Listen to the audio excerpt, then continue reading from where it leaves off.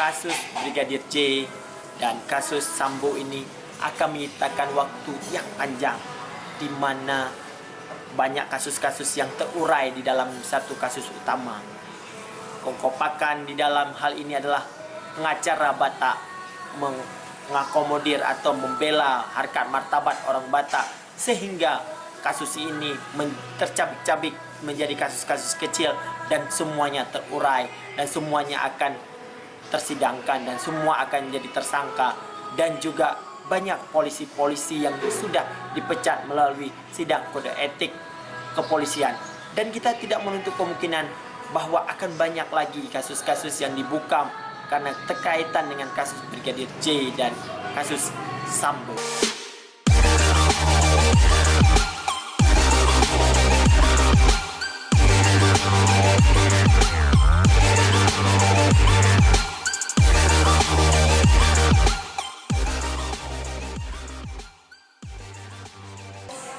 Hai, Assalamualaikum warahmatullahi wabarakatuh. Hai sahabat Sains Inisiatif, berjumpa lagi dengan saya Dedi.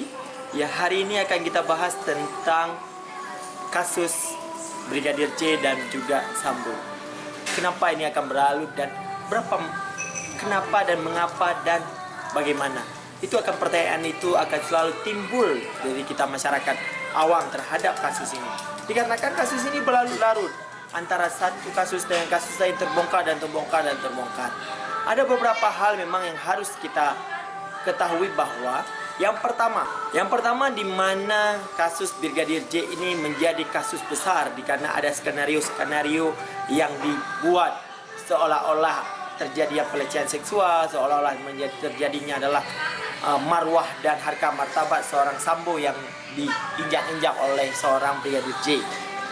Yang kedua adalah kasus ini direkayasa sedemikian rupa sehingga di dalam perjalanannya menyeret sebegitu banyak perwira, sebegitu pepati, sebegitu banyak bintara maupun sampai tamtama.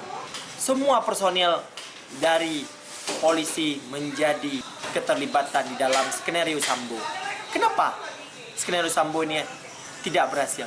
Dikarenakan banyak orang menaruh kecurigaan di dalam kasus ini.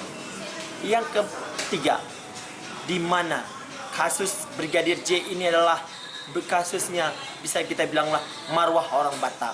Karena Brigadir J ini adalah orang Batak, sehingga banyak pengacara-pengacara hebat di Indonesia ini bergabung menjadi satu, membela orang-orang Batak yang tertindas, membela harkat dan martabat orang Batak. Sehingga kita melihat semua orang Batak memberikan bantuan hukumnya, memberi lawyer gratis, maupun banyak juga kita melihat lawyer-lawyer ini mencari popularitas di dalam kasus Brigadir J.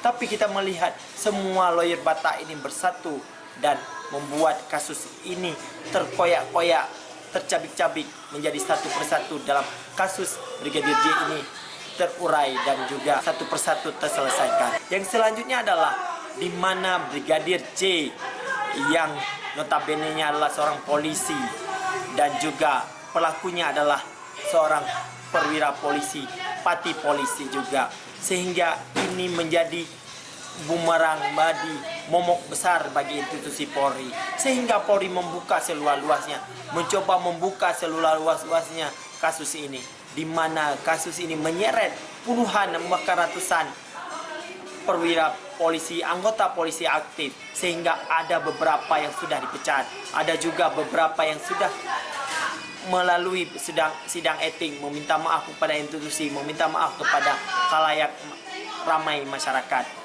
Dan juga kita melihat juga di sini Polri bersinergi dengan beberapa lembaga lain untuk membuka kasus ini secara terang-menerang, kasus ini secara real dan kasus ini secara fakta dan juga secara aktual, di mana masyarakat sekarang juga membuat kasus Brigadir J ini akan jadi fokus utama di dalam kasus-kasus lain. Kita juga melihat bahwa ada kasus lain juga, tapi diharapkan kasus Brigadir J ini tidak tertutup oleh kasus-kasus yang lain. Sekarang kita melihat juga kasus yaitu cyber Bjorka juga tidak akan menenggelamkan kasus Brigadir J. Yang selanjutnya adalah di mana di dalam kasus ini juga banyak sekali orang mencari popularitas. Banyak timbul orang-orang yang semua pada menimbrung di dalam komunitas atau di dalam kasus ini. Misalnya contohnya, dia menyeret dari lembaga Komnas HAM, lembaga pelindungan anak, lembaga pelindungan perempuan, dan juga beberapa komnas-komnas yang lain juga terlibat di dalam ini, dan juga semua mencari panggung dan semua mencari popularitas. Dan kita berharap jangan cuma mencari popularitas di dalam kasus ini. Semoga kasus ini akan menjadi terang menerang dikarenakan kekompakan dari pada beberapa institusi, dan niat pertama adalah mencari kebenaran di dalam kasus ini. Kita berharap di dalam kasus ini terjadi terbukanya fakta-fakta persidangan yang nantinya akan dibuka di persidangan. Kemarin Sambo, yaitu Irjen Sambo, melalui atau mengikuti sidang etik lanjutan, yaitu dari tingkat banding, juga memutuskan pemecatan terhadap Sambo, di mana pemecatan ini tidak diterima oleh Sambo. Juga dia menjadikan ini dan buruk bagi catatan karirnya. Seorang Sambo ini adalah seorang superior, di mana dia jabatannya Kadif Propam ini adalah polisi di dalam tubuhnya polisi, di mana posisinya Sambo ini bisa menentukan orang bersalah atau tidak, bisa menentukan siapa menjadi gubernur, Akmil, siapa menjadi Kapolda, Polres, Polsek, dan seterusnya. Dia punya kekuasaan dan punya legalitas di dalam hal menentukan nasib seseorang polisi. Mungkin itulah kenapa kasus Sambo ini berlarut-larut dan juga memakan banyak korban lain, memakan banyak waktu tersita ke dalam kasus Sambo dan kasus Brigadir J. Semoga kita bisa mengambil pelajaran di dalam kasus ini, bahwa pengkompakan suatu etnis Batak ini membuat satu institusi, membuat satu Indonesia menjadi terang menerang, menjadi guncang di kedepannya. Itulah analisis singkat saya terhadap berlarutnya atau terhadap berentetan kasus di dalam kasusnya Brigadir J. Stay terus di SAS Inisiatif. Assalamualaikum warahmatullahi wabarakatuh.